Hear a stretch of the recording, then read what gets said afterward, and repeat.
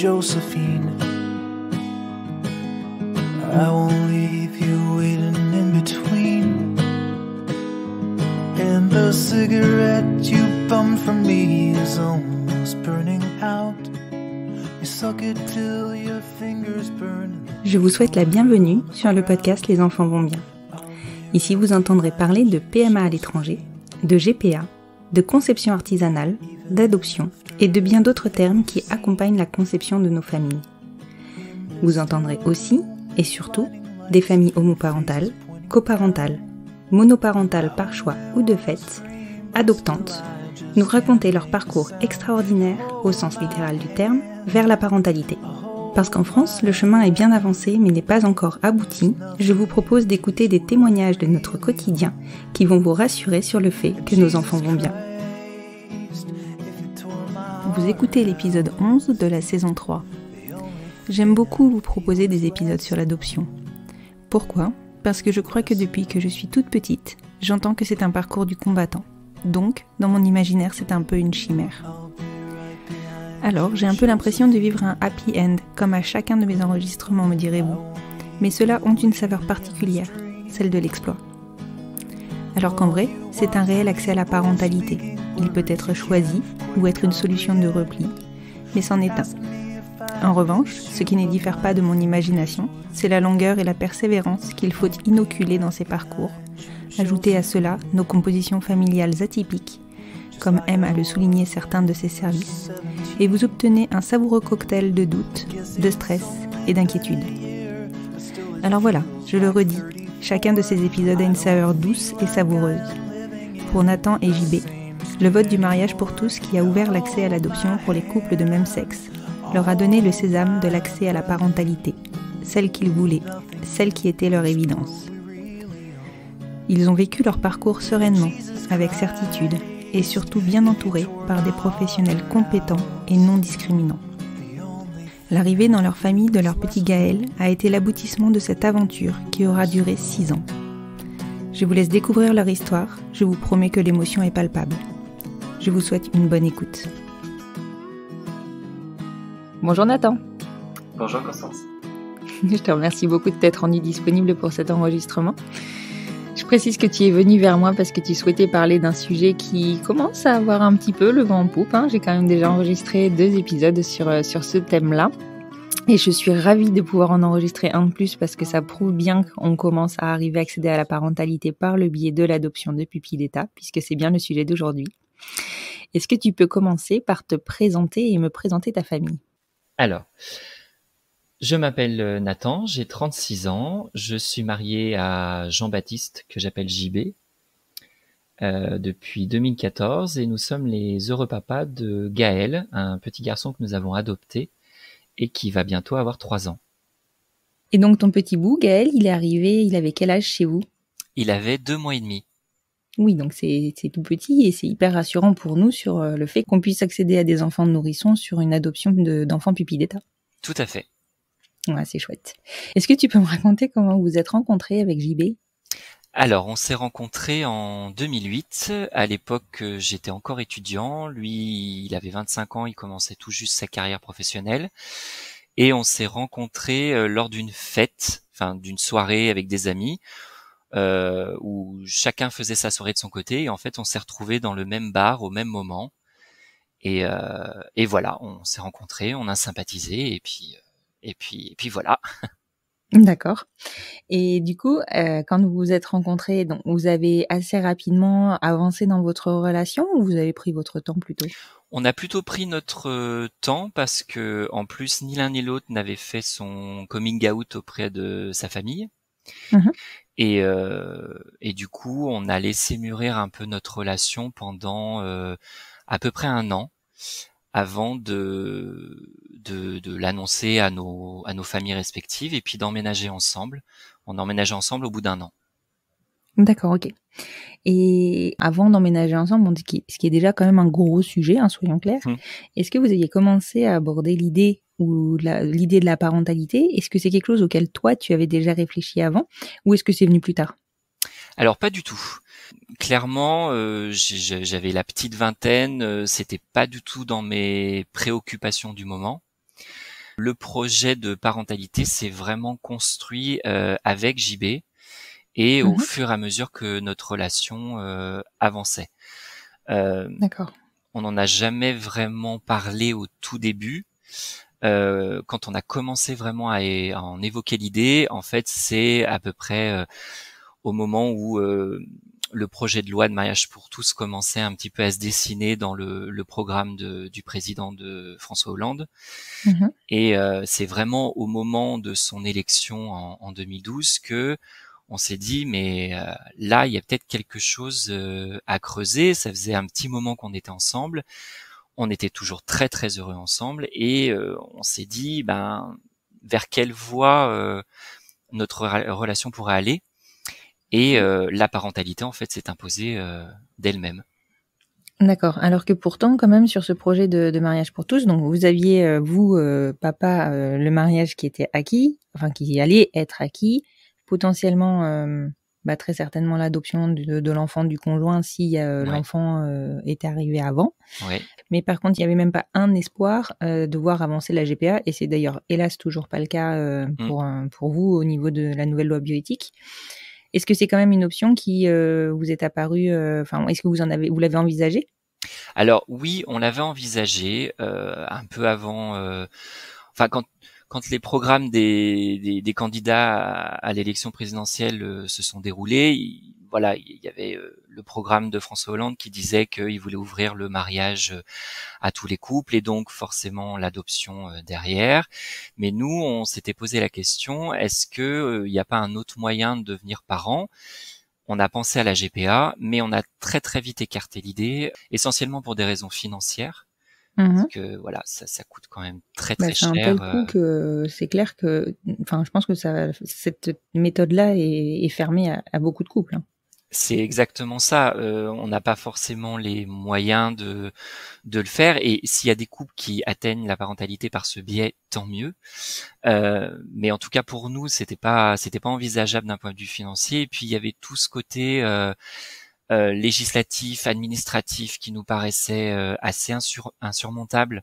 Voilà, c'est-à-dire un enfant qui naît dans un autre pays, ensuite ramené en France, le temps de faire les papiers transcrits en français, avant que les deux parents soient vraiment considérés comme des parents. Enfin, toutes ces étapes-là nous paraissaient assez compliquées. Et quand le mariage pour tous a été voté et que l'adoption d'elle-même en découlait, on s'est dit que ça allait forcément être, entre guillemets, un peu plus facile d'un point de vue administratif et légal. D'accord. Ce qui en soi était le projet, effectivement. C'est ça. Et du coup, quand la loi est passée, on s'est tout de suite engouffré dans le truc où voilà, on va se marier et puis on va lancer la procédure d'adoption de manière naturelle juste après notre mariage. D'accord. Donc pour vous, c'était je sais que l'adoption de pupilles d'État effectivement a été évoquée dans le projet de loi, mais après entre ce qui a été validé, on va dire, parce que ça a quand même été validé, oui, et ce qui va être mis en place, clairement, il y a quand même, on sait que ça prend du temps. Donc vous aviez pas du tout de doute. En fait, vous vous êtes dit, on se lance et on verra quoi. C'est ça. On s'est dit que étant donné que la loi du mariage pour tous mettait tous les couples sur un pied d'égalité, c'était la volonté première de cette loi, on s'est dit, on va tenter notre chance comme n'importe quel couple va tenter sa chance. On s'est pas posé de questions, on s'est dit, on se marie, on décide d'adopter un enfant, on y va. Voilà.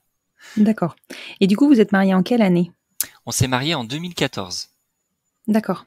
En août 2014 et on a lancé les démarches d'adoption quelques mois après. D'accord, ok. Et alors, raconte-moi quand même votre mariage. Vous vous êtes mariés du coup, alors évidemment, je me doute que vous êtes mariés par amour, mais c'était vraiment dans le cadre de ce projet-là. La volonté première, c'était parce que on voulait s'unir tous les deux et unir nos familles par le biais du mariage. Mais c'est vrai que inconsciemment, il y avait ce désir d'enfant qui commençait à grandir et que le mariage allait pouvoir légitimer. Ouais. Du coup, voilà, l'idée première, c'était nous, et puis l'idée seconde, c'était de devenir parents. D'accord, ok. Et alors du coup, est-ce que vous aviez parlé à vos proches de votre envie de devenir parent ou pas du tout? On l'avait un peu évoqué avant notre mariage, en se disant que un jour on serait parents, on savait pas comment, par quel biais, mais qu'un jour on arriverait. On n'a jamais perdu l'espoir et l'idée qu'un jour on serait parents. Ouais, pour Euh, vous, c'était une évidence. C'était une évidence. Pour moi surtout. Moi, D'accord. je me suis toujours vu père. Je suis issu d'une famille nombreuse. Je me suis toujours vu papa. Pour JB, c'était un peu plus abstrait. Mhm. Euh, C'était pas quelque chose auquel il avait pensé tout de suite. L'idée a fait son chemin au fur et à mesure de l'accomplissement de notre relation, et puis l'aboutissement du mariage a fait que voilà, il s'est senti prêt à passer le pas avec moi. D'accord. Je peux te demander dans quelle région vous êtes? On est dans le département du Rhône. D'accord, ok. Parce que tu sais, enfin, on sait que les procédures d'adoption de pupilles d'État, elles sont spécifiques à chaque département Oui, et que les avancées aussi sont spécifiques à chaque département. C'est pour ça que je te posais la exactement. question. Ouais. D'accord. Et le département du Rhône, j'y reviendrai peut-être plus tard, mais est un des départements les plus ouverts aux D'accord. futures familles homoparentales en tout cas. D'accord, ok. Mm. Ok. Bah, c'est bon à savoir. Alors évidemment, ça va peut-être inciter certains à déménager. À déménager. Après, ça veut pas dire qu'il y a plus d'enfants disponibles à l'adoption. Tout à fait. Mais effectivement, ça veut dire quand même que les chances sont quand même présentes.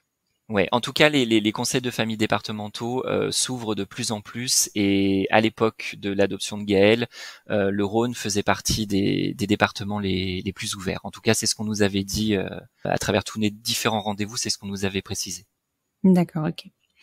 Et alors du coup, avec JB, vous vous lancez, enfin, qui fait les démarches? Comment vous faites? Enfin, quelles démarches vous faites pour pouvoir vous lancer dans le process d'adoption? Est-ce que c'est évident ou est-ce que vous avez dû fouiller, trouver un petit peu, enfin, un chemin chaotique, on va dire, mais comment ça se fait? Est-ce que c'est facile?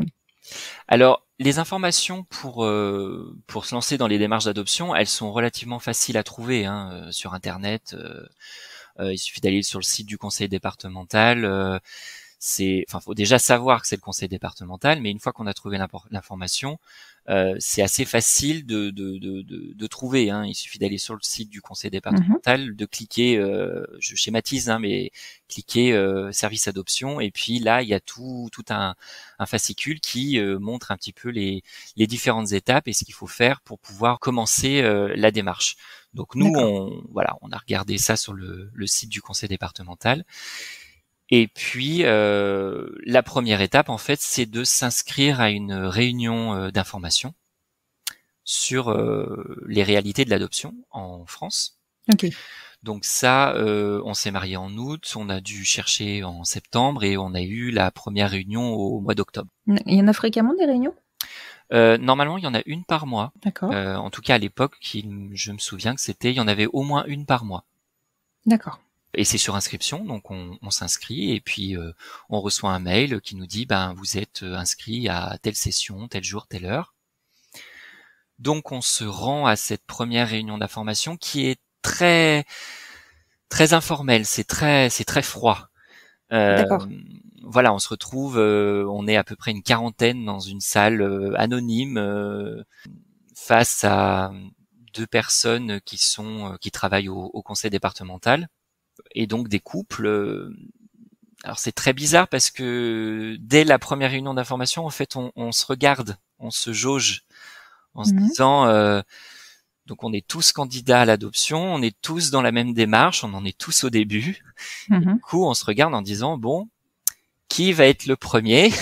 Ouais, c'est ça. Tu dois avoir une sorte ouais, d'effet de compétition. Si c'est pas un esprit de compétition, évidemment, mais tu dois avoir un peu ouais, ça doit être assez ambivalent, ouais, comme sentiment. C'est un peu ça, et on se regarde et on se juge inconsciemment, hein, mais on juge un peu ah tiens ce couple il a l'air assez jeune, ce couple là il est un peu plus âgé et il se trouve que nous dans cette fameuse réunion d'octobre, on était le seul couple de garçons. Mhm. Il faut savoir qu'on était à un peu plus d'un an de promulgation de la loi, donc c'était encore tout nouveau. Ouais, tout frais. Et je pense qu'il y a eu pas mal de regards insistants de la part des autres couples présents parce que on était deux gars et que bah voilà, c'était tout nouveau et que nous on essayait de montrer que ben oui, nous aussi on est dans le cadre de la loi, on s'est marié, on se lance dans la démarche d'adoption parce que on a ce désir d'enfant et comme vous. Donc c'est Ouais. assez perturbant. Ça devait être assez perturbant, effectivement, surtout d'avoir, je pense que les regards, ils devaient être quand même relativement dans le jugement. Hmm. Ça devait pas être simple. Ouais, j'ose espérer que maintenant qu'on en est à plusieurs années après, il y a plus de couples d'hommes ou de couples de femmes qui se lancent là-dedans et que maintenant les regards sont peut-être moins insistants. J'ose espérer ça en tout cas. Je pense que c'est le cas parce que j'ai quand même un peu l'impression que les esprits s'ouvrent de plus en plus. En tout cas, Ouais. c'est l'envie, j'ai envie de croire ça. Ouais. Et voilà. Et donc, alors, juste parce que j'ai jamais posé la question, en fait, sur les précédents enregistrements sur le sujet des adoptions de pupilles d'État. Sur cette première réunion, il n'y a aucun filtre, en fait. Tu peux y accéder, enfin, tu peux y aller. T'as aucun critère à remplir, Non, à non, part non, avoir envie d'adopter. il y a aucun critère, c'est-à-dire que il faut savoir qu'il y a beaucoup de personnes après ces différentes réunions d'information se rendent compte que finalement ce projet-là, ça leur convient pas. Parce que D'accord. comme je le disais, c'est très froid, c'est-à-dire que pendant ces réunions, ça va pas être très glamour, hein, mais ils nous asseignent beaucoup de chiffres, de schémas, de statistiques sur la réalité de l'adoption en France, en disant voilà, chaque année, il y a tant d'enfants qui sont déclarés adoptables et il y a tant de postulants à l'adoption. Là, tu te rends compte que le ratio est extrêmement éloigné, donc tu te dis Oui. ça va pas être simple, parce que voilà, pour te donner une idée, c'est à peu près une cinquantaine d'enfants dans le département déclarés à l'adoption sur l'année Ah pour ouais. 2 à 3 000 postulants. Oh là là là là, oui, c'est fou. C'est fou. Et puis des postulants qui, il y en a certains qui viennent d'arriver, et puis d'autres, ça fait 5 ans, ça fait 10 ans qu'ils sont en procédure.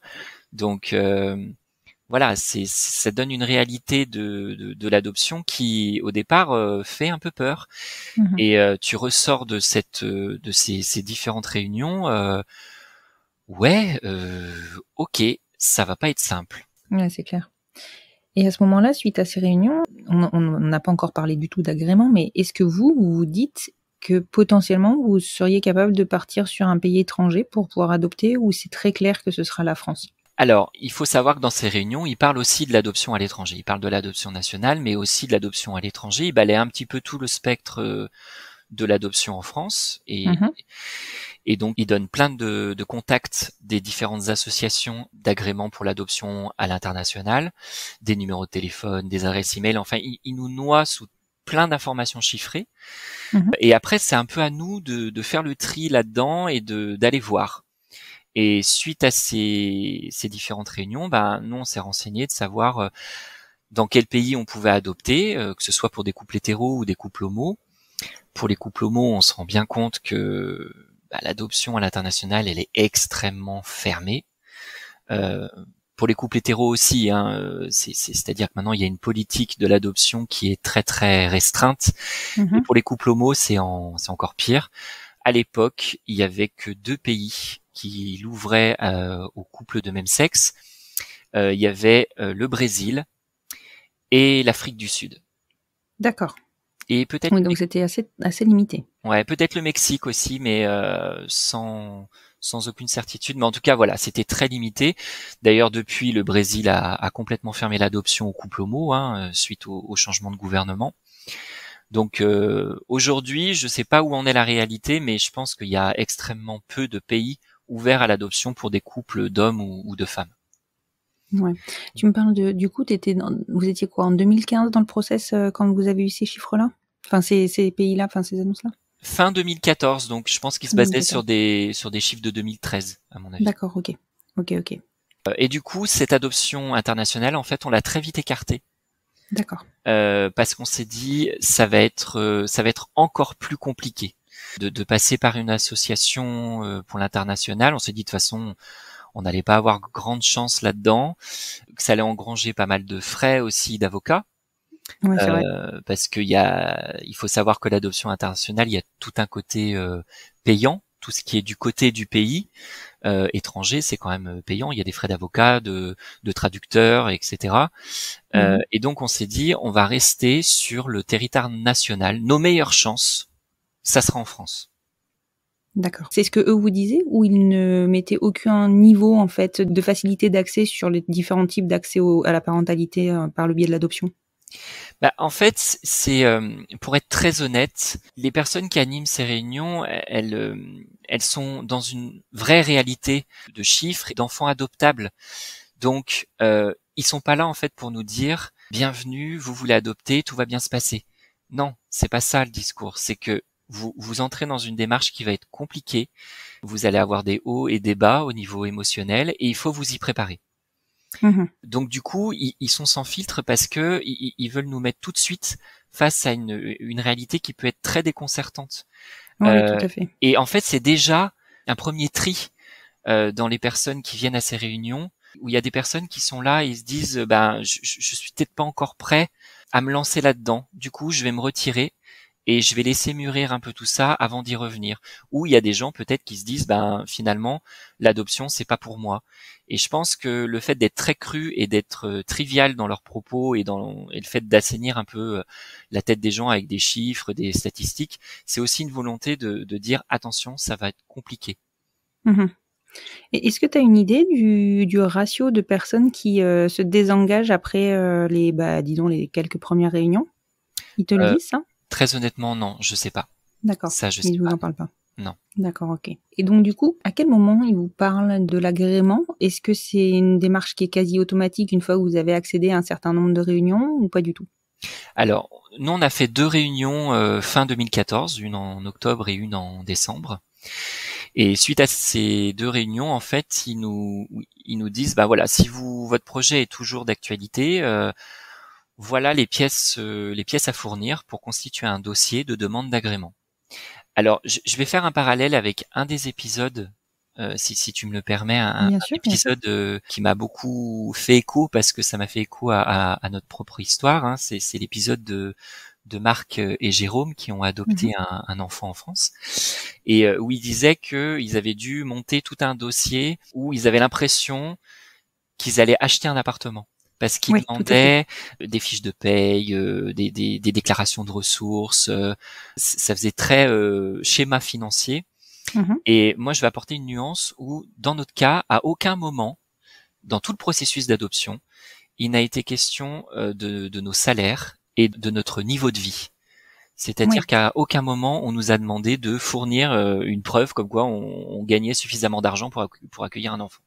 Et donc c'est là qu'on voit bien les différences entre les conseils départementaux et entre les tribunaux, parce que par la suite, le tribunal effectivement passe par là pour juger l'adoption. C'est là qu'on voit vraiment que les dossiers sont propres à chaque département. Enfin, il n'y a pas une marche à suivre qui soit commune à l'entièreté de la France. C'est exactement ça. Si je me souviens bien, Marc et Jérôme ont adopté dans les Bouches-du-Rhône. C'est ça, et exactement. Nous, c'était dans le Rhône. Et quand on a constitué notre dossier pour l'envoyer pour demander un agrément, je ne me souviens pas avoir dû fournir ne serait-ce que mon contrat de travail ou mes derniers bulletins de salaire ou ne serait-ce que ma fiche d'imposition à aucun moment. C'était des trucs très très administratifs. D'accord. Ça m'a beaucoup étonné dans l'épisode qui a été enregistré là-dessus où et c'est là où je te rejoins, tous les départements fonctionnent différemment en fait. De façon assez autonome là-dessus. C'est ça. Et du coup, par contre, est-ce que ça vient après dans le processus, une fois que tu as ton agrément, par exemple, est-ce qu'à un moment donné, on va te demander de prouver que tu peux, on va dire, financièrement, accueillir un enfant? Le prouver, non. D'accord. Mais il le demande à un moment donné. De toute façon, il le demande. Qu'est-ce que vous faites comme travail et du coup, quel est votre contrat? Est-ce que vous êtes en CDD, en CDI? Est-ce que vous êtes fonctionnaire? À un moment donné, ça arrive dans la conversation, mais c'est pas le point essentiel. Le point essentiel dans la démarche d'adoption, c'est pas le côté financier, c'est vraiment le côté humain.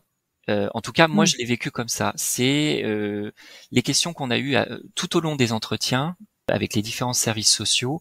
C'était alors vous, où est-ce que vous en êtes de votre projet d'adoption? Qu'est-ce qui ferait de vous des parents différents des autres.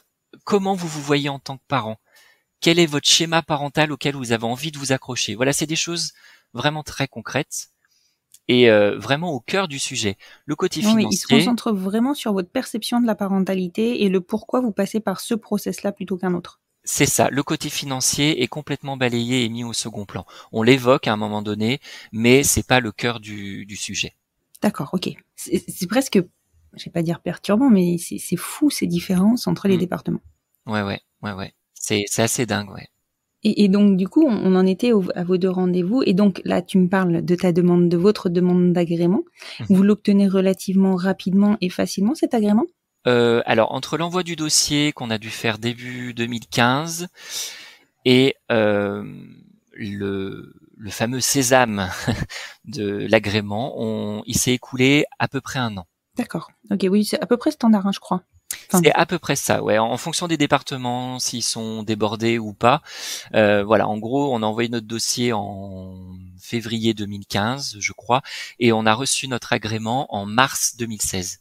d'accord. Et donc là, on en est quand même à près de 2 ans, 1 an et demi depuis le début de votre processus. Comment vous vivez cette attente-là, même si vous y êtes préparé? Comment vous le percevez? Est-ce que vous le vivez bien? Est-ce que ça vous paraît long?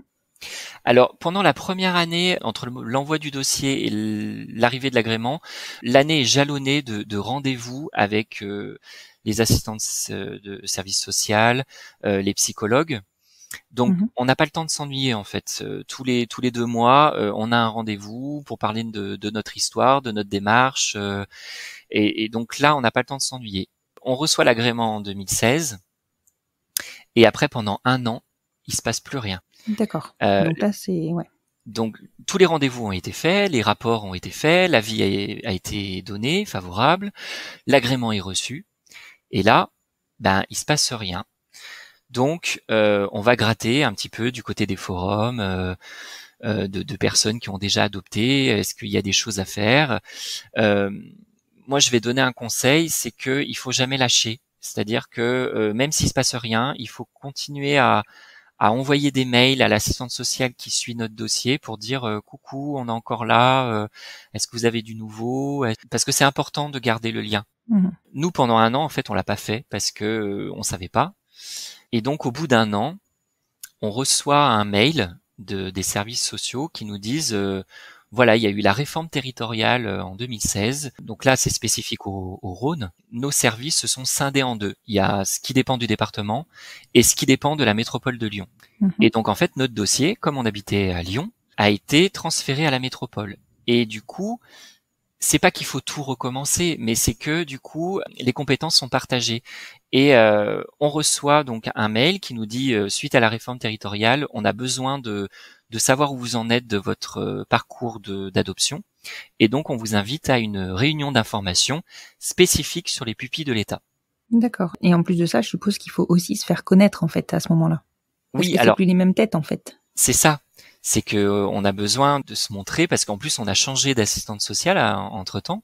Donc du coup, voilà, c'est de dire ben coucou, c'est nous, on est toujours là, on a l'agrément depuis 2016, on est en 2017, il y a pas grand-chose qui s'est passé. Et donc du coup, cette réunion d'information des pupilles, ben elle permet aux nouvelles personnes en charge des dossiers de mettre des visages sur des noms ou des numéros de dossier. Mhm.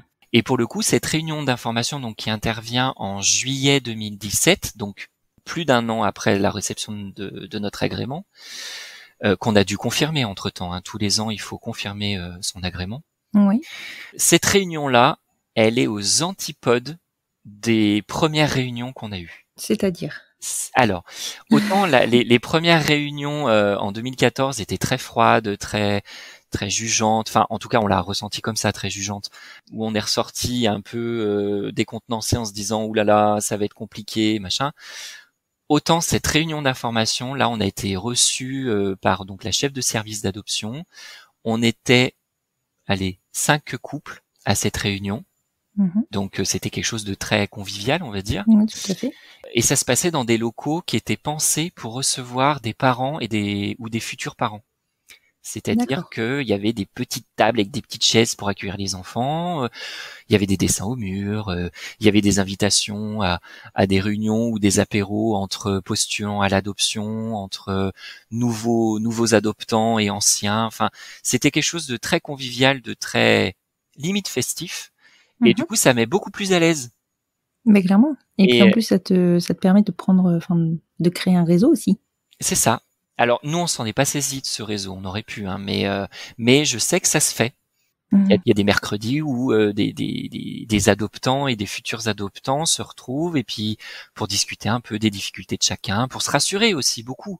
Mhm. Ça c'est beaucoup de réassurance.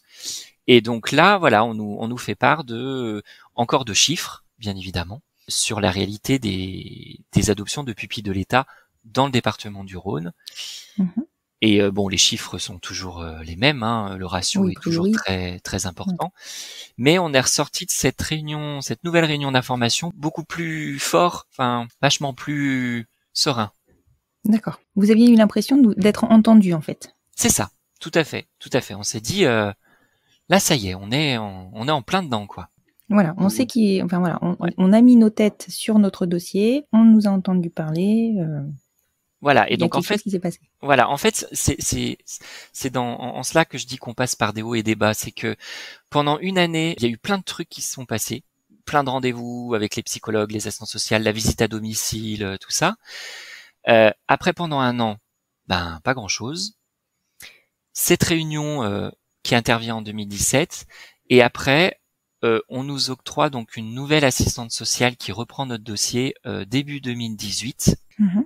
Et là, pareil, pendant un an, c'est des rendez-vous qui s'enchaînent pour reparler du projet d'adoption, pour reparler de notre démarche, pour reparler de notre conception de la parentalité.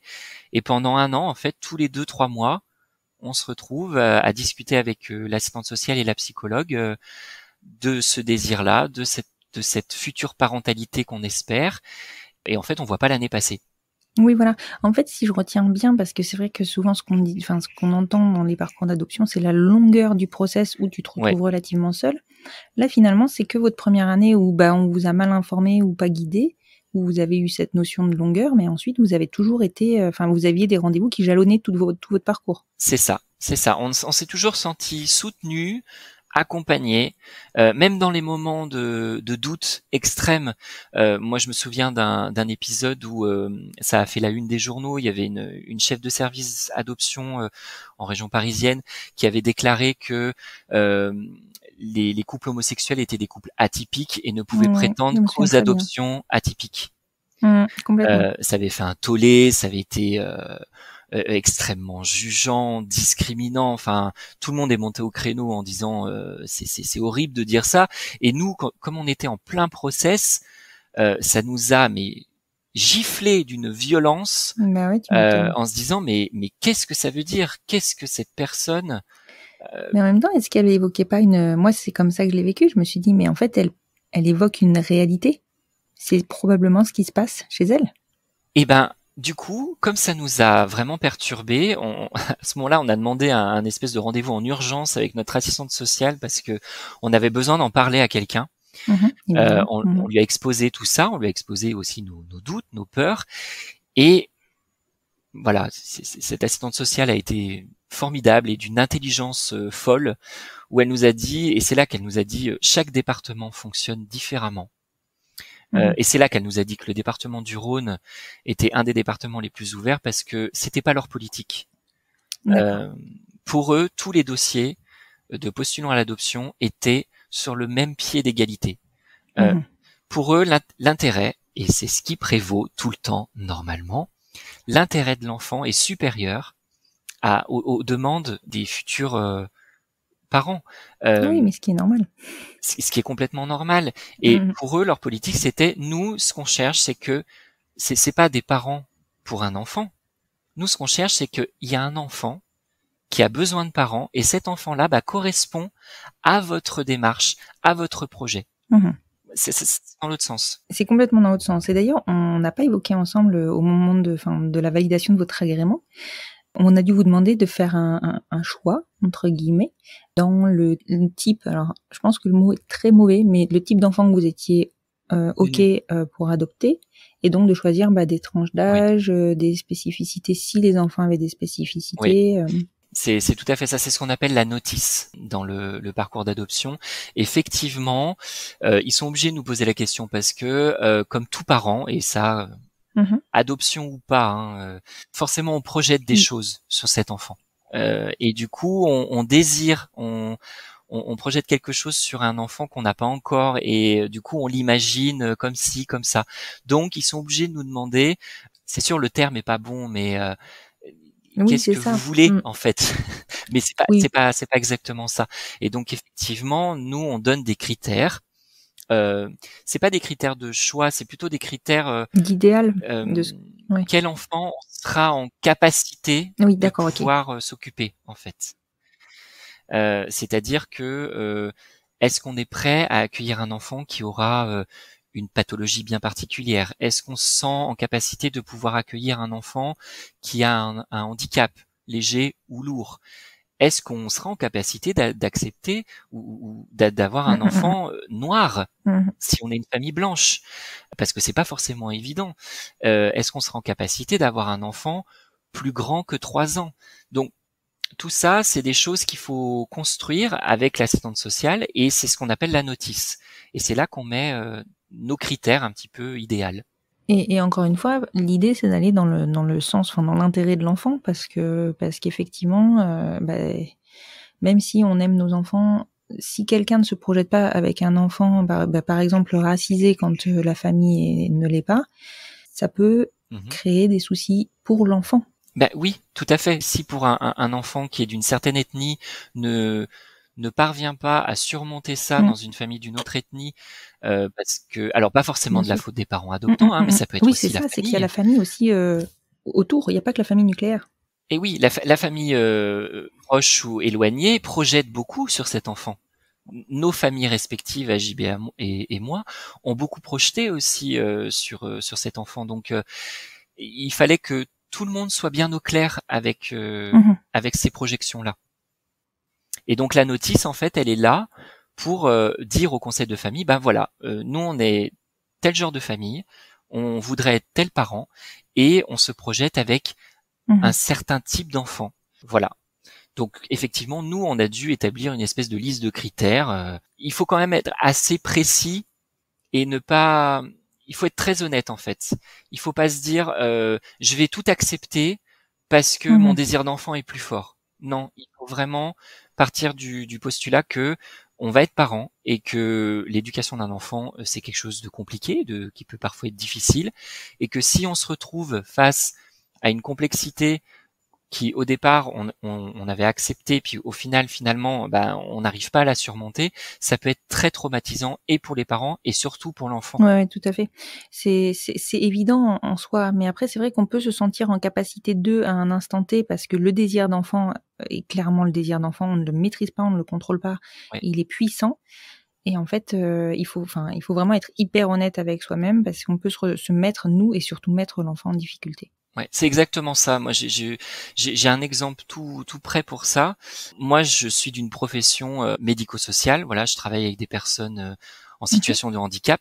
Et au tout départ, je me suis dit, moi, avoir un enfant qui présente un handicap, pour moi, ce sera pas difficile parce que c'est mon métier. Et le problème, c'est que être papa ou être maman, c'est pas un métier. C'est pas être au boulot. Et moi, tout ce processus, tous ces rendez-vous de construction de projet aident à ça, aident à faire mûrir le projet. Parce que au départ, je suis parti du postulat que je pourrais m'occuper d'un enfant handicapé, mais au final, est-ce que je serais légitime de m'occuper d'un enfant en situation de handicap parce que je suis dans le métier? Je suis pas sûr de ça. Peut-être que quand j'ai envie de rentrer chez moi, j'ai pas forcément envie d'être au travail. Ça peut être très trivial comme façon de dire, mais c'est ça, parce qu'on projette beaucoup sur nos enfants et on n'a pas envie qu'il leur arrive des malheurs. Ouais, complètement. Et le fait de sortir de ça, ça permettait aussi de faire mûrir encore plus le projet. Donc c'est là qu'on a dit, nous on pourra pas être en capacité, et c'est douloureux de le dire, mais il faut le dire, on sera pas en capacité d'accueillir un enfant avec une spécificité ou un handicap lourd. Ouais. Du coup, ça ferme une porte, mais voilà, on est plus honnête avec soi-même. Ça ferme une porte, mais ça te garantit une parentalité qui ressemble à ton projet. C'est exactement ça. On reste honnête avec soi-même. Voilà, exactement. Tu me parlais tout à l'heure justement de ta famille, du fait que nos familles se projettent évidemment dans l'adoption de nos enfants. Vous avez communiqué avec vos familles de suite et complètement sur le sujet, sur le projet, ou non, vous avez attendu?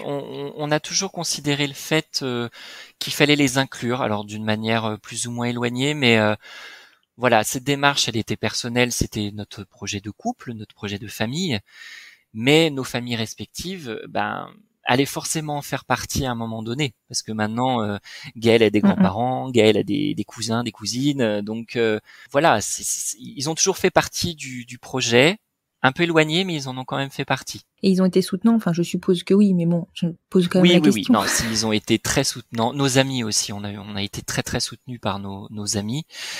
Ils demandaient souvent des nouvelles, alors où ça en est, vous en êtes où, est-ce que vous avez plus de nouvelles, à tel point que des fois, sur la fin de la période d'adoption, c'était même limite oppressant. Oui, angoissant, ouais. Ouais, angoissant, parce que à chaque fois qu'on les voyait, alors, est-ce que vous avez des nouvelles? Vous en savez plus? À un moment donné, on a dû mettre le haut là, on a dû leur dire, attendez, stop. Pour l'instant, il y a rien. Déjà pour nous, c'est compliqué de se dire que pour l'instant, il y a rien. Mais si en plus vous rajoutez ça tout le temps, voilà, ça va être encore plus compliqué. Donc, arrêtez de nous en parler. Le jour où ça arrivera, vous serez les premiers au courant. Du coup, ils ont arrêté de nous en parler. Ils nous ont laissé un peu plus vivre ça entre nous.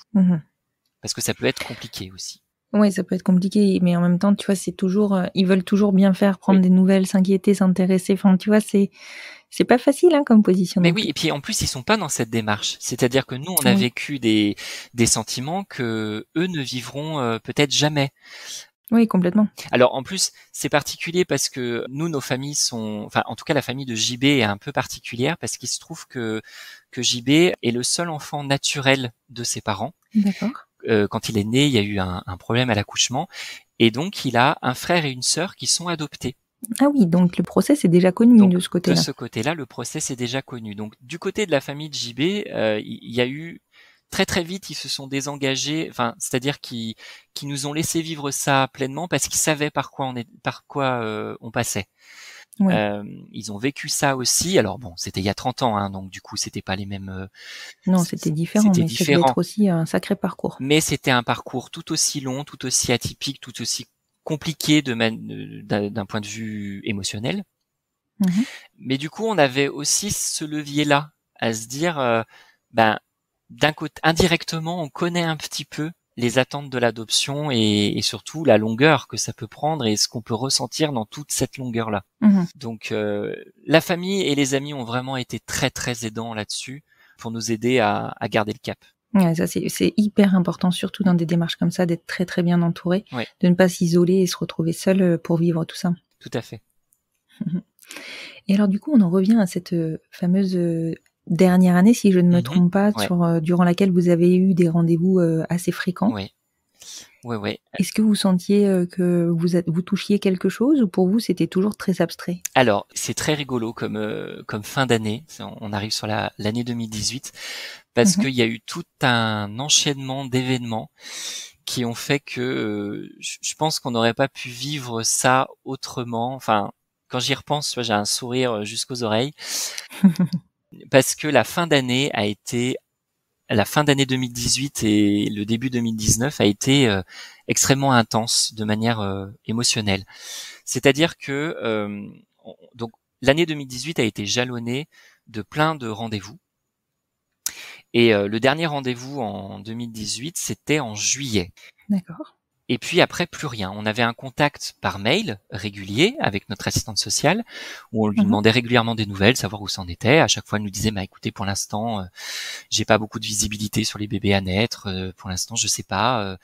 Gardez espoir, mais pour l'instant, j'ai rien. Je reviendrai vers vous si j'ai quelque chose. Et en fin d'année 2018, alors que ça faisait presque 6 mois qu'on n'avait pas plus de nouvelles que ça, on reçoit un coup de téléphone de l'assistante sociale qui nous dit, qui nous demande comment on va et puis qui nous dit est-ce que ça va, est-ce que la fin d'année se passe bien. On lui dit bah ouais, tout se passe bien. Puis on sentait qu'il y avait quelque chose qui tiltait parce qu'elle nous a dit écoutez, là vous en êtes à un processus où je pense que ce serait bien que vous commenciez à prévenir votre employeur que potentiellement peut-être rapidement vous seriez amené à être apparenté et du coup dans ces cas-là ça va très très vite, donc il faut qu'ils puissent anticiper ça. On se dit ok. Ah oui, ça commence à devenir très concret quand même.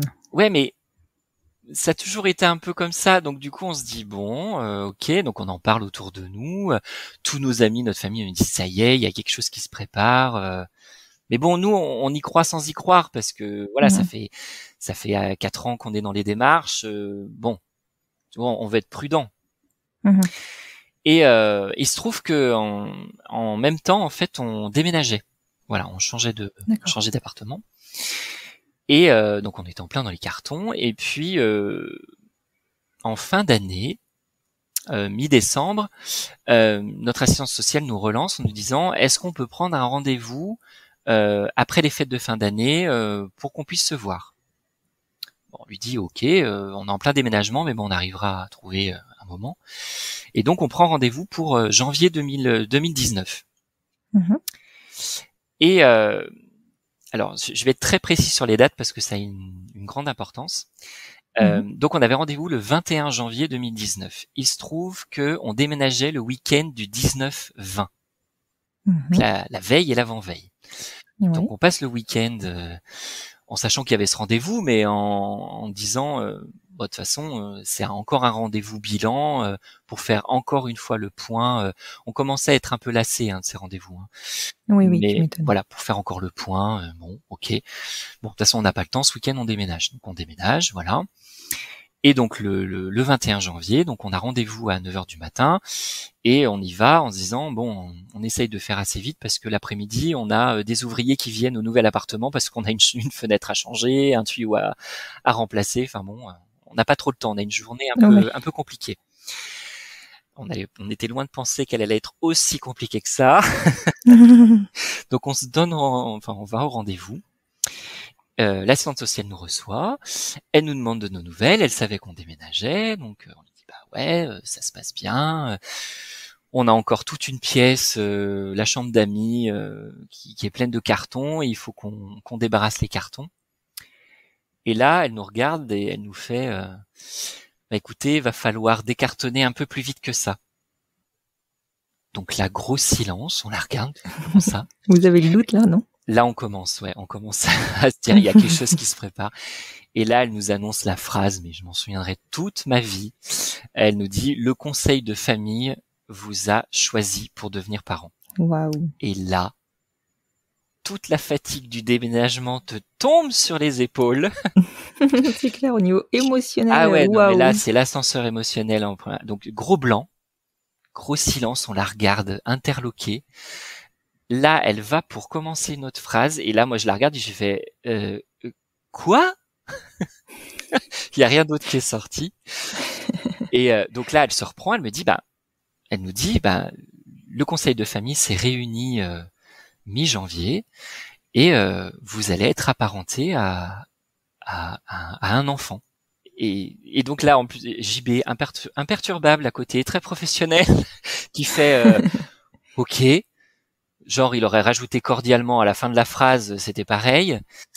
Et là, moi, je commence à avoir les larmes qui montent. Et là, en fait, l'assistante sociale s'arrête et elle nous dit, écoutez, on peut pas continuer. Là, vous avez besoin de prendre du temps, là. Vous avez besoin de digérer la nouvelle. Donc, vous allez sortir. Vous allez vous promener. Vous allez réfléchir et puis vous revenez quand vous êtes prêt. Donc, on part. Moi en larmes. Il y avait un parc à côté, on commence à faire le tour du parc. Je pense qu'on a dû le faire à peu près 20 fois, le tour du parc. Et là, on se dit, mais c'est pas possible. C'est incroyable. Enfin, non, c'est pas possible. Ça nous arrive enfin. Ouais, ça nous arrive enfin, mais là, on savait rien, hein. On savait pas l'âge. Ouais. On savait pas si c'était un garçon ou une fille. On ne savait rien. On savait juste que le conseil de famille nous avait choisi. Et donc, on se dit, mais comment on va faire? On vient de déménager. Finalement, le bureau ne sera jamais un bureau, ça va devenir une chambre d'enfant direct. On n'a rien, on n'a pas de lit, on n'a pas de couche. Donc du coup, au bout d'un moment, 20 minutes s'écoulent et moi, au bout d'un moment, je regarde JB, je lui fais non, mais moi, il faut que je sache. Il faut en savoir plus. Et donc on y retourne. La dame de l'accueil nous voit revenir. Elle pensait pas qu'on allait revenir aussi vite. Donc elle nous accompagne au bureau de l'assistante sociale qui était au téléphone à ce moment-là, qui pareil ne s'attendait pas à nous voir revenir aussi vite. Et donc du coup, elle termine son coup de téléphone et puis elle nous reçoit. Elle nous dit bon alors, elle me dit écoutez, on lui dit écoutez, nous on veut en savoir plus. Et donc c'est là qu'elle sort un dossier. Elle ouvre le dossier et là dedans il y a toute l'histoire de Gaël depuis sa naissance. Alors il se trouve qu'on a eu de la chance parce que l'assistante sociale qui a suivi notre dossier était aussi l'assistante sociale qui a fait le recueil de Gaël. D'accord, oui, donc en plus. C'est pas forcément le cas. C'est pas forcément une assistante sociale qui s'occupe d'un couple qui va forcément recueillir un enfant pour ce couple-là.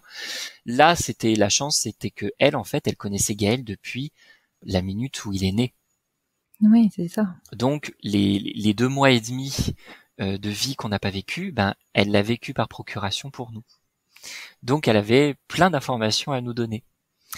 Et donc là, en fait, elle lit le dossier, elle nous donne toutes les informations qu'elle a en sa possession, qui sont pas énormes, qui nous dit voilà que notre fils est né en novembre 2018, d'où le petit prévenez vos employeurs à la fin de l'année, parce qu'elle savait que potentiellement on était les suivants sur la liste.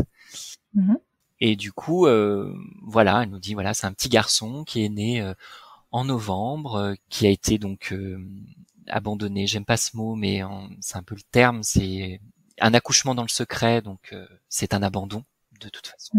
Et voilà, elle donne quelques petites informations, ce qu'elle a pu glaner auprès de la mère biologique.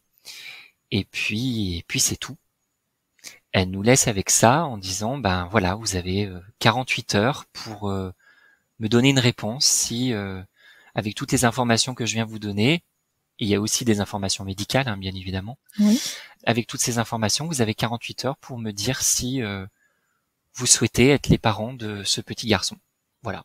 Mais tu dois avoir envie de répondre tout de suite. Alors oui, bien évidemment que tu as envie de répondre tout de suite, mais le délai de 48 heures est quand même primordial parce que ça te permet de prendre un peu de recul, un tout petit peu, parce que quand on est rentré à la maison en se disant que cet après-midi on a les ouvriers qui arrivent, on va pas du tout être dans, enfin bon bref, on était dans un état émotionnel intense et donc il fallait déjà qu'on se remette de ça et puis qu'on se dise ok, si on accepte, comment on se la joue quoi, parce que ça veut dire prévenir nos employeurs que la semaine prochaine on n'est plus là, que prévenir nos parents que en une semaine ils vont devenir grands-parents d'un coup.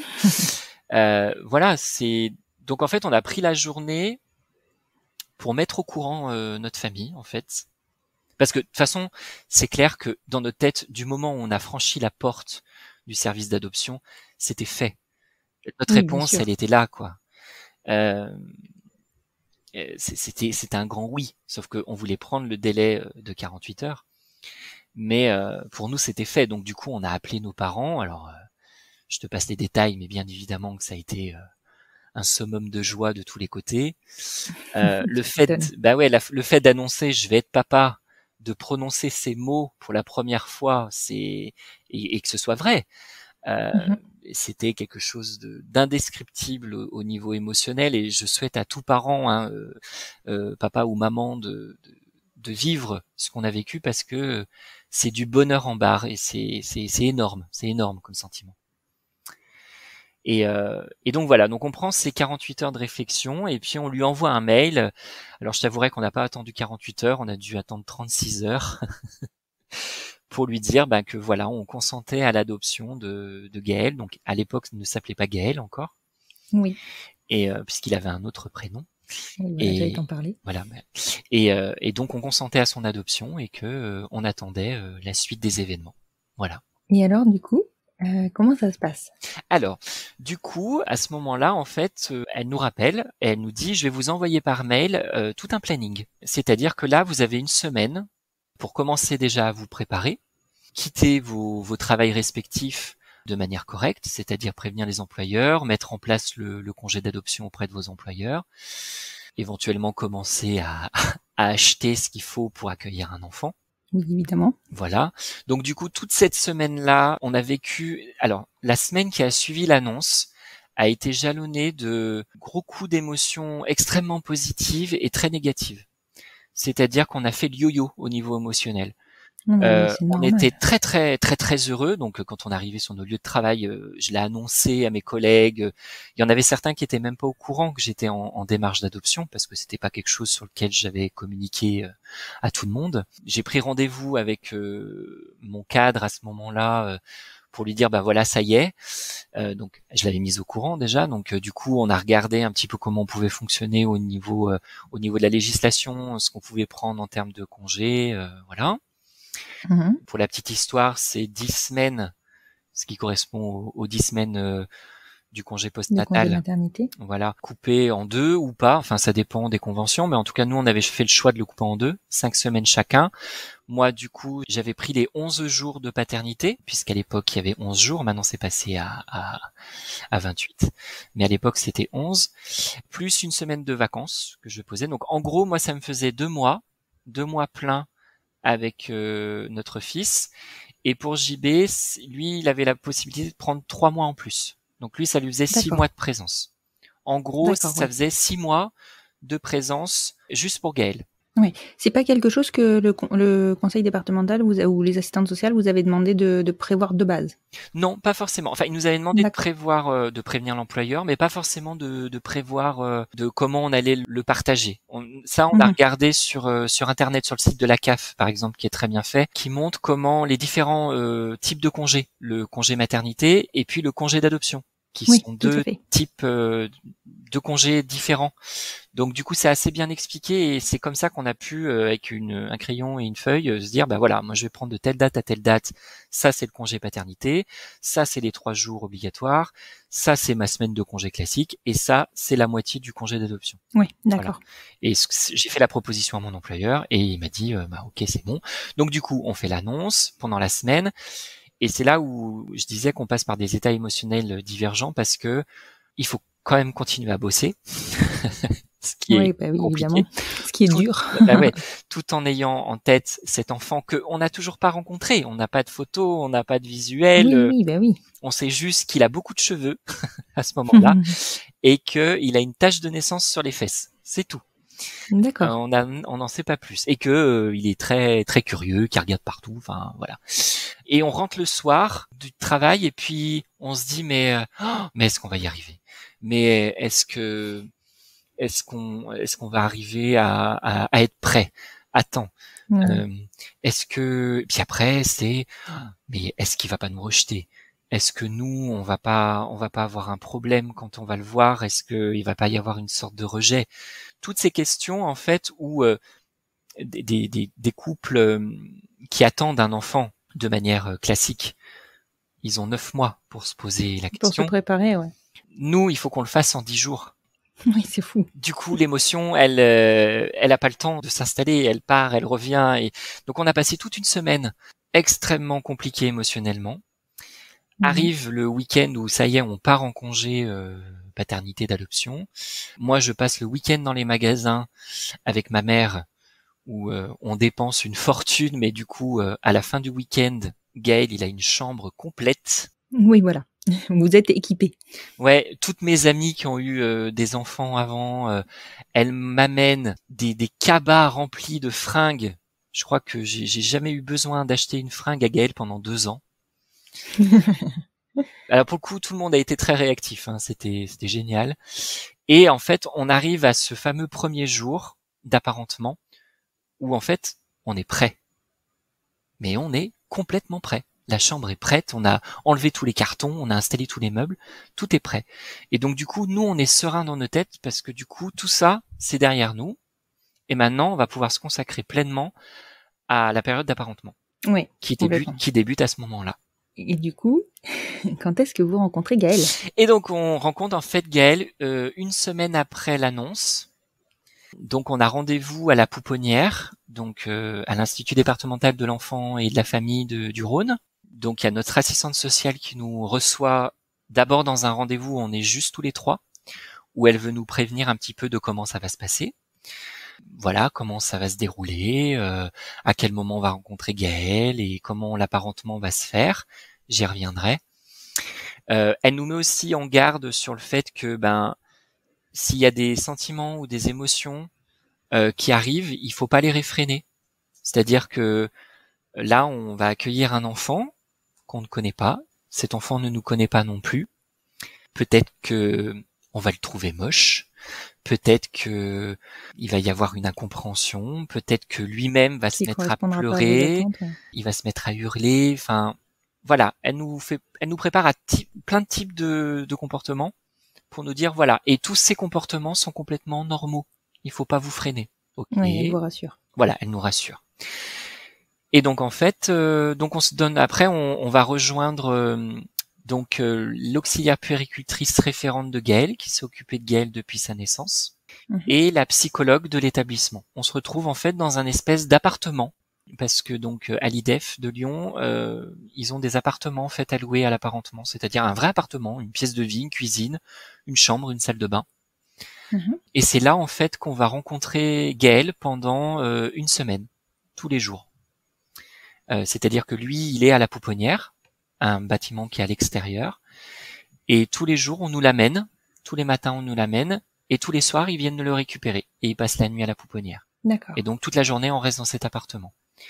Donc la première rencontre avec Gaël se fait dans cet appartement. On discute un petit peu avec l'auxiliaire puéricultrice et la psychologue, et puis au bout d'un moment, elles sentent que allez, c'est bon là, on a bien discuté, mais nous on veut voir notre fils, on veut le voir. Donc du coup, l'auxiliaire puéricultrice part chercher Gaël, et là c'est très long. Ça dure un quart d'heure, hein, mais c'est le quart d'heure le plus long parce que du coup, on se regarde dans le blanc des yeux. Elle nous dit allez, ça va aller. Nous on est tout fébrile, voilà. Et là, pareil, c'est une image que je me souviendrai. Je vois par la fenêtre, je vois la poussette arriver. Poussée par l'auxiliaire puéricultrice. La poussette rentre dans l'appartement. Pour l'instant, on n'a toujours pas vu Gaël. Et là, elle plonge ses bras dans la poussette. Et là, elle ressort une toute petite chose, toute rose, avec des cheveux. Mais alors des cheveux, mais une gouffa sur la tête, de cheveux noirs. Et elle le prend dans ses bras, elle le tourne de façon à nous le montrer. Nous, pendant ce temps-là, on s'est levé. Et là, le contact se fait, le contact visuel se fait. Et là, il pose ses grands yeux noirs sur nous. Et je sais pas, il s'est passé un truc. Alors, et c'est votre fils. je sais pas, alors je suis pas objectif du tout parce que c'est mon cœur de papa qui parle, mais il s'est vraiment passé un coup de foudre. Un vrai coup de foudre. Il a passé son regard de JB à moi de manière complètement alternative et j'ai eu l'impression, et ça c'est mon impression de père et je m'en fiche, c'est la mienne, qui, je pense que on lui en avait parlé, hein, l'auxiliaire puéricultrice l'avait préparé à ce rendez-vous et il lui avait dit tu vas rencontrer tes papas. Et là, je pense que il s'est dit ok, ça y est, c'est eux. Là, ce sont mes parents, je les regarde tour à tour et ok, salut, enchanté. Et moi, je suis resté, parce que je peux pas parler pour JB, on en a parlé entre nous, mais c'est très très personnel comme sentiment. Moi, je suis resté mais subjugué devant tant de beauté. Ah, tu m'étonnes.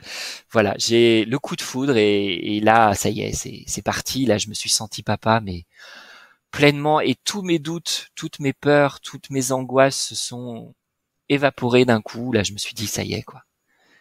C'est lui. Ça ne pouvait être que lui. J'ai attendu 4 ans. On a attendu 4 ans. On a même attendu une vie.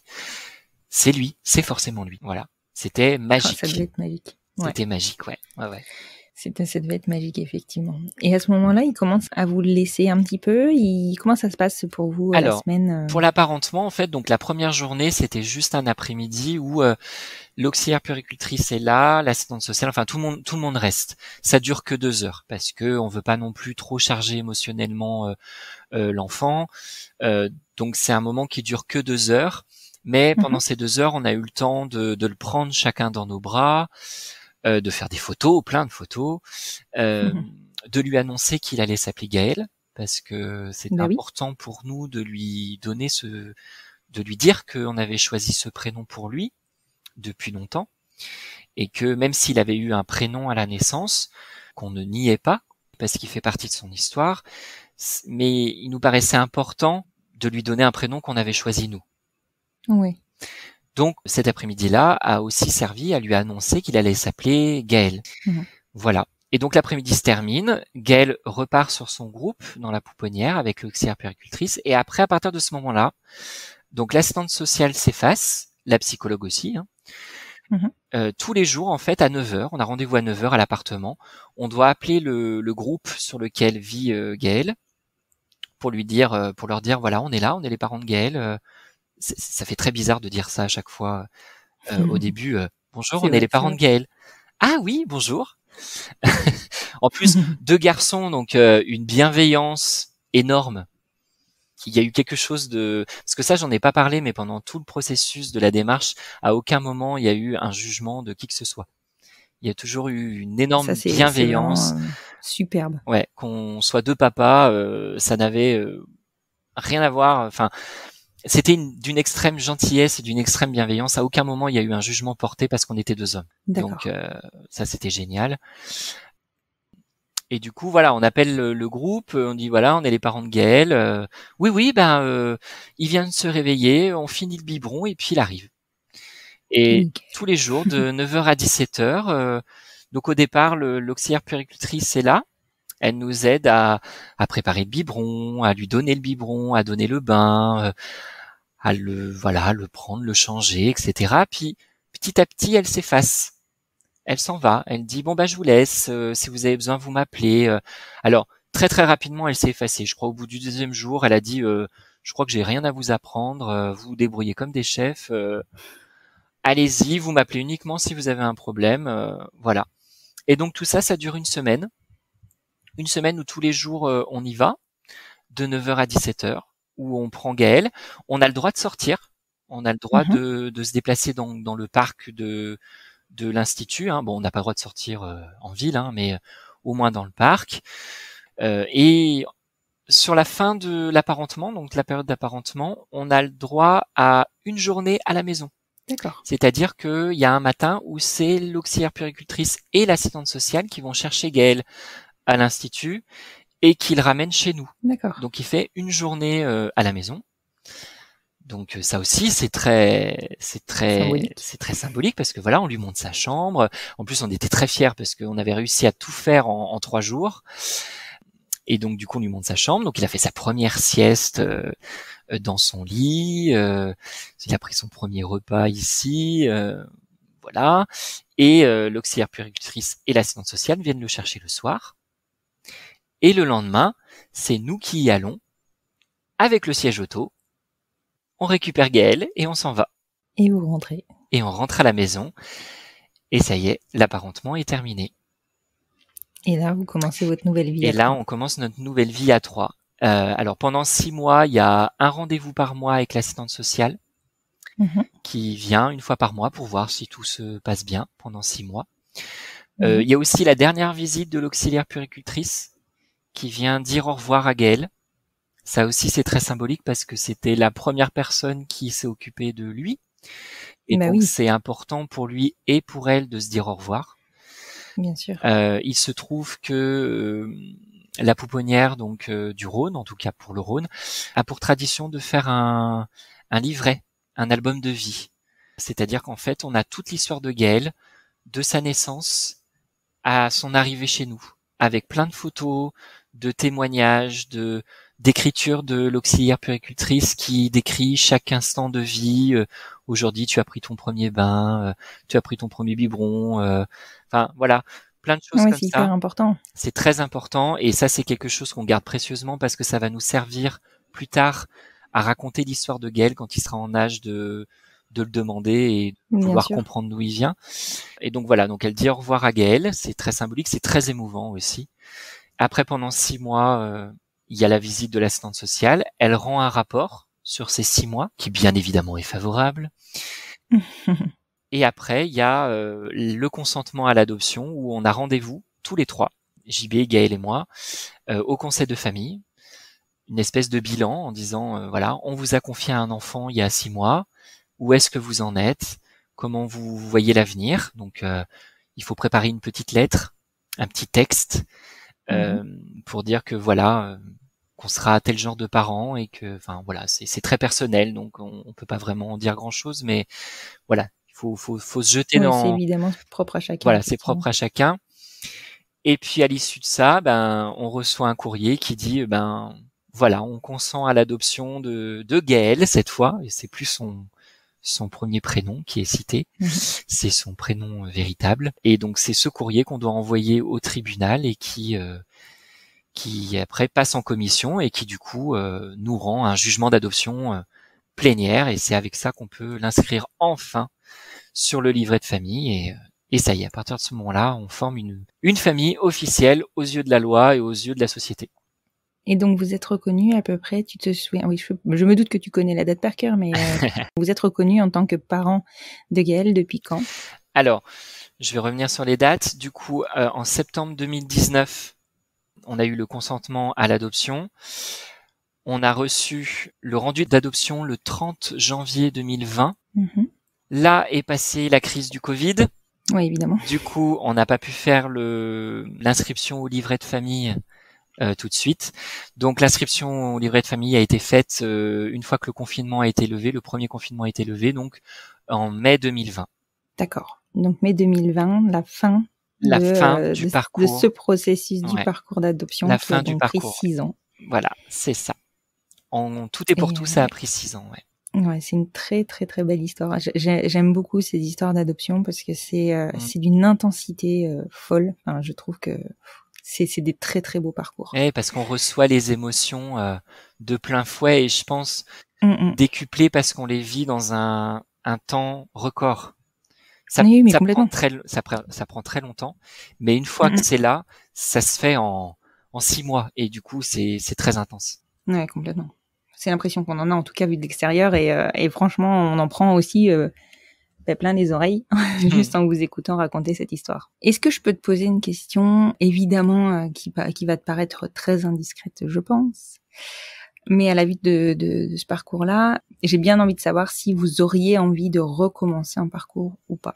Alors, elle est légitime cette question parce que voilà, beaucoup de parents ne s'arrêtent pas à un seul enfant. Donc certains si, mais effectivement certains peut-être si, pas. mais voilà. Nous, la question s'est posée effectivement une fois que Gaël a fêté son premier anniversaire. On s'est posé la question de savoir est-ce qu'on réenclenche quelque chose ou pas. Au vu du parcours qu'on a fait et au vu de la chance qu'on a eue, on n'a pas envie de retenter l'expérience, bien que on en ait eu très envie à un moment donné, mais on se dit voilà, on a eu cette chance-là une fois et on a peur d'être déçu. Oui. Et ce que je peux comprendre. Voilà, on se dit qu'on a eu cette chance une fois et que on n'en aura peut-être pas une deuxième, et on aurait aimé en avoir une deuxième, mais finalement on se dit que si la décision c'est nous qui la prenons, on n'aura aucun regret.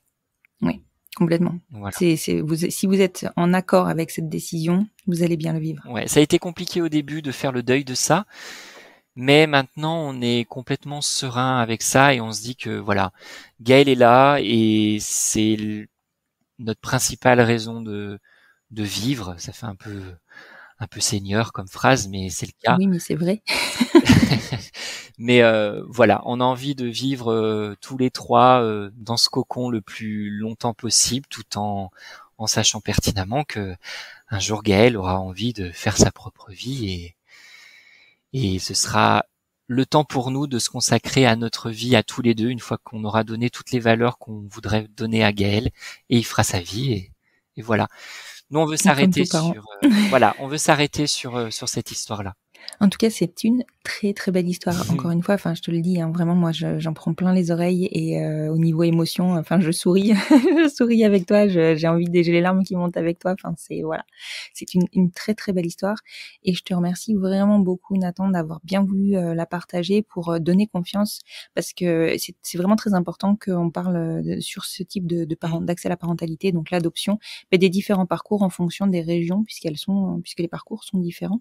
Oui. Et surtout, je pense que ça va vraiment encore plus donner d'espoir. Je commence à avoir donc plusieurs épisodes sur cet accès-là à la parentalité, et je crois que si j'ai plusieurs épisodes, c'est parce que ça se fait de plus en plus facilement. Oui, c'est important que de se dire que l'adoption nationale, elle est complètement possible avec, c'est sûr, beaucoup de courage, beaucoup d'espoir, mais elle est possible. Et moi, après toute cette période d'adoption, j'ai beaucoup été sur les forums de nouveaux parents, de familles homoparentales, et maintenant que j'ai tout ce processus-là derrière moi, je me sens légitime de dire aux futurs papas, parce que c'est beaucoup des futurs papas.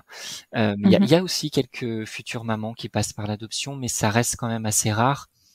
Mais les papas, voilà, viennent nous voir, nous, famille adoptante, en disant, bah voilà, nous on veut se lancer, comment ça se passe? Et moi je les rassure en leur disant, c'est possible. Et il y a de plus en plus de cas où ça montre que c'est possible, et bientôt dans les cours d'école, il y aura de plus en plus de couples de papas, de couples de mamans, de couples de papa-maman. Enfin voilà, les familles seront tellement diverses et variées qu'au final, on verra plus la différence. Oui, mais complètement. Complètement. Et on fera même plus la différence sur la façon dont on a conçu nos enfants. Tu vois ce que je veux dire? Ce sera fluide. Ouais, complètement. En tout cas, je te remercie beaucoup, Nathan, pour cette histoire. Si tu es OK, je partagerai ton compte Instagram pour permettre le contact aussi aux couples qui ne passeraient pas forcément par des forums, pour pouvoir avoir quelques réponses à des questions, et très probablement des personnes qui sont dans le Rhône et qui viendront chercher un peu plus un peu plus de renseignements sur le département du Rhône. Avec grand plaisir. Merci, Nathan, je te dis à très bientôt. À très bientôt, merci.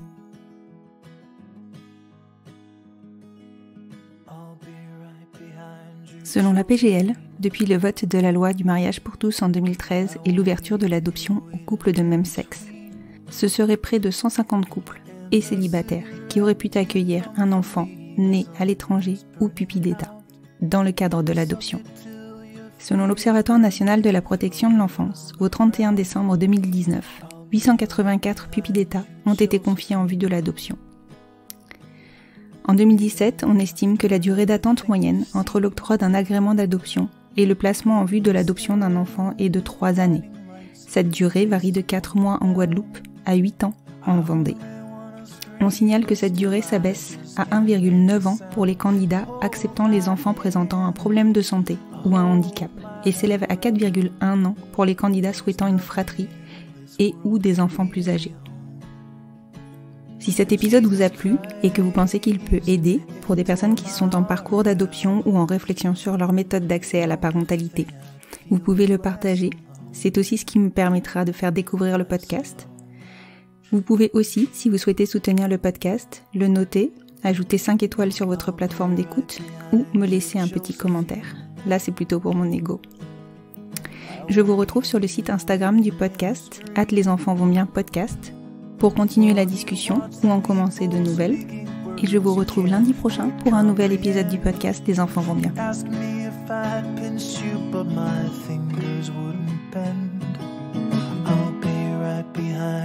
Josephine, just like I was when we were 17.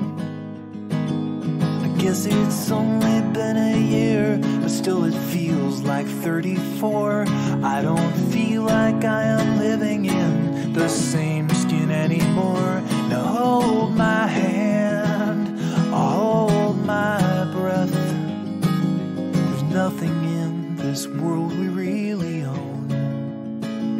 And Jesus Christ, if you tore my heart out, the only thing I'd is less alone, less alone.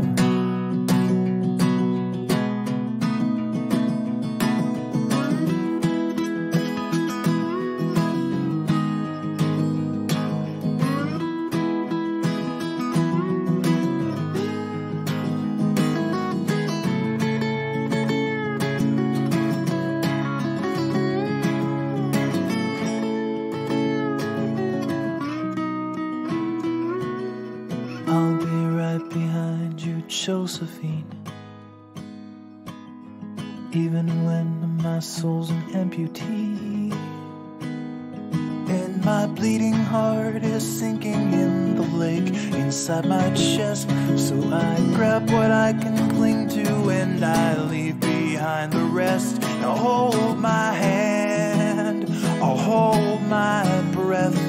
There's nothing in this world we really own.